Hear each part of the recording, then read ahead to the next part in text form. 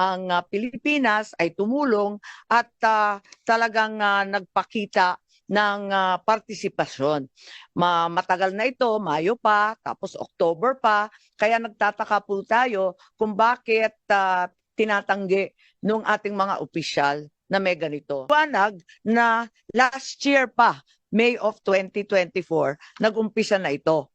At sabi rito, aware naman tayo na yung policy ay hindi papasukin ng ICC. Pero posible naman mag-iba. So, yun ang nakakaabala dito. Mayo pa lang, pinaplano na yata ito.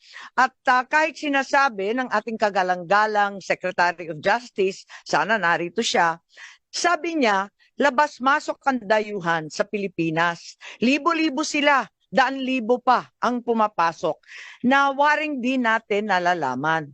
Ngunit, kilala ng ating Bureau of Immigration ang ilang ICC, mga tauhan na klaro na pumasok dito.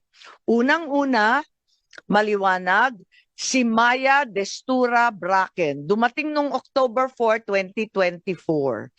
Siya ay galing US at interpreter siya noong ICC. Maliwanag po yan at maliwanag din na dumating siya sa Pilipinas. Ikalawa, andito din yung protection expert para ipagtanggol ang mga testigo. Ang pangalan, William Rosato, dumating sa Pilipinas October 15, 2024. Mahabang pagpaplano to. Nakita din natin na may dumating din na isa pang protection expert at iba pang mga dumating na si Amir John Kasam. Dumating October 20.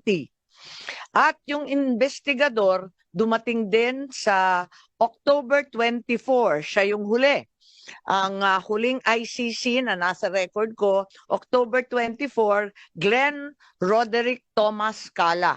Siya naman yung investigador at hindi ko alam kung kumpleto na ito dahil meron pang binabanggit na Robin Croft na abogado naman nila. At may binabanggit din sa kanilang mga usapin na bagong team ng tatlo parating daw ng 19 October. Hindi ko na nakuha yung pangalan pero maliwanag na merong mga dumating na ICC at nagpakilala bilang tauhan talaga ng ICC na may kanya-kanyang espesyalidad.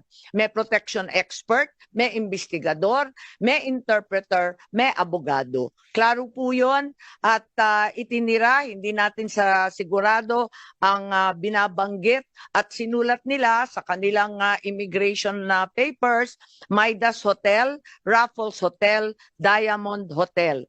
Humingi rin sila ng protection detail and transport sa Pilipinas.